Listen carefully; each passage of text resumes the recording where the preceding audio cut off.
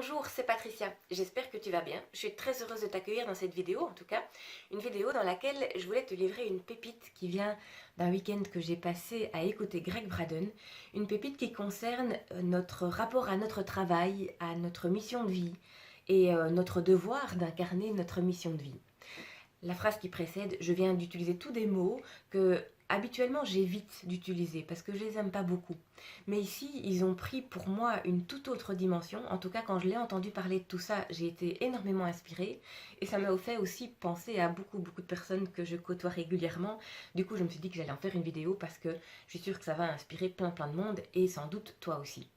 Alors avant de parler de ça, je vais juste faire une petite parenthèse sur Greg Braden, pas pour le présenter, mais pour dire à quel point pour moi c'est un homme qui est utile aujourd'hui et c'est un vrai cadeau pour moi qu'il existe aujourd'hui et qu'il écrive des livres et qu'il fasse des conférences. Parce que la plupart des discours ambiants, faut bien le dire, ils sont pessimistes, ils sont négatifs. Quand on parle de l'avenir de la planète, de l'humanité, c'est souvent des scénarios catastrophes. Et lui, pas du tout.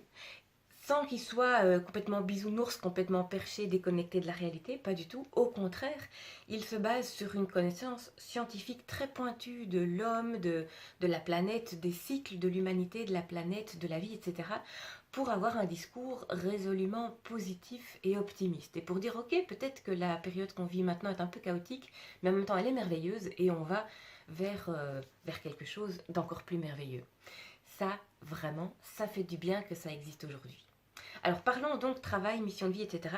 Pour parler de ça, je vais rapporter une anecdote qu'il a lui-même racontée qui concerne lui et surtout un ami musicien à lui. Un ami musicien qui avait composé un morceau depuis déjà genre 2 ans. Et il ne l'enregistre pas, ne l'enregistrait pas, il ne le diffusait pas parce que il revenait tout le temps dessus en disant c'est pas encore tout à fait prêt, c'est pas encore assez parfait à son goût en fait pour l'enregistrer. Donc le morceau de musique, il dormait dans un de ses tiroirs, il revenait régulièrement dessus, mais voilà, il dormait là. Et un jour, Greg Braden et cet ami musicien sont en voiture, ils allument la radio, et qu'est-ce qu'ils entendent? Le morceau de musique en question. Donc l'ami qui dit mais c'est mon morceau de musique. Et Greg Braden qui lui dit non, c'est un morceau de musique qui est venu se présenter à toi, tu n'en as rien fait, il est donc allé voir quelqu'un d'autre. Et ça, c'est un phénomène que j'avais déjà entendu notamment de la part d'auteurs qui disaient qu'ils avaient eu un jour une idée de livre à écrire et puis pris par d'autres choses à faire, d'autres priorités, ils gardaient l'idée quelque part dans leur tête mais ils n'en faisaient rien. Et puis un jour, ils se rendaient compte que quelqu'un d'autre avait écrit leur livre. Leur livre entre guillemets. Ben non, c'est pas leur livre. En fait, la conclusion de ça, c'est qu'est-ce qui se passe? C'est un peu un basculement de quand on a une idée. Si j'ai une idée, c'est pas tant moi qui crée une idée qu'une idée qui vient me visiter. Et cette idée, elle vient me visiter pour 2 raisons. Première raison, c'est que elle estime que je suis la bonne personne pour la matérialiser.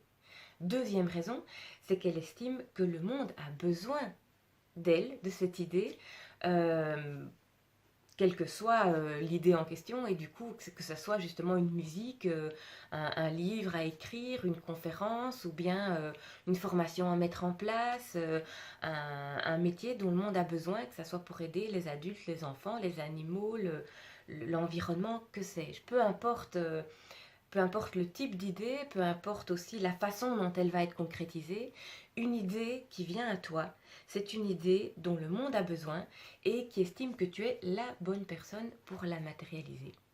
Conclusion. Si jamais tu as en effet une idée, un projet, un truc qui te semble nécessaire et pour les autres et que toi tu as envie de faire, cette idée-là, qu'on peut du coup, sur laquelle on peut mettre les mots mission de vie, mais j'aime toujours pas tellement ça. En tout cas, c'est ta mission de maintenant. Si l'idée elle vient te voir, c'est que ta mission de maintenant, c'est de la matérialiser. Parce que le monde en a besoin et parce que tu es la bonne personne pour la matérialiser. Et ça, c'est super important. Tu es la bonne personne pour la matérialiser. Elle t'a choisi. Ce qui veut dire que si tu es traversé de temps en temps par quelque chose comme le syndrome de l'imposteur, par des idées que tu n'es pas capable, que tu n'es pas tout à fait à la hauteur, etc., c'est de la merde. L'idée, elle t'a choisi. C'est donc toi la bonne personne pour le faire. Et même si tu te dis aussi, ouais, mais non, mais il y en a d'autres qui font déjà ça, peut-être. N'empêche que si elle t'a visité, c'est que tu as peut-être quelque chose qui ressemble à ce que quelqu'un d'autre fait, mais la façon dont toi tu vas le faire, la façon dont toi tu vas matérialiser cette idée-là, elle est unique. Et elle a donc besoin de toi aussi pour être matérialisée. Est-ce que c'est pas beau ça? Est-ce que ça remet pas en perspective toutes des choses qui te trottent dans ta tête ou surtout dans ton cœur en termes de projets, de choses que tu as envie de partager aux autres? Si tu as une telle idée, eh bien, bouge-toi, passe à l'action, parce que l'idée a besoin de toi pour être matérialisée et le monde a besoin de toi pour profiter de l'idée en question. Et si jamais tu es en train de m'écouter et de dire oui, mais moi j'ai pas d'idée comme ça, moi je suis pas élu par une idée pour la matérialiser, si certainement, parce que on a tous une unicité et du coup on a tous quelque chose d'unique à offrir aux autres. Mais ce qui peut arriver, c'est qu'on a des croyances limitantes qui viennent nous mettre des bouchons dans les oreilles, des bouchons sur le cœur, parce que je pense que l'idée elle part plutôt de là, mais bon, en tout cas quelque chose qui nous empêche de prendre conscience de cette chose qu'on a à réaliser, en tout cas là maintenant tout de suite. Si c'est ton cas, pas de souci, il y a un lien là en dessous, tu cliques, tu me laisses ton adresse mail et moi je t'envoie dans ta boîte mail une vidéo qui va te permettre de faire émerger cette idée qui est en train de taper à ta porte et qui n'attend que toi pour être matérialisée et pour que tu puisses l'offrir au monde. Voilà ce que j'avais à dire dans cette vidéo. J'espère qu'elle t'a inspiré comme elle m'a inspiré moi-même et en tout cas, je te dis à très bientôt dans une autre vidéo ou ailleurs et je te souhaite le meilleur du monde.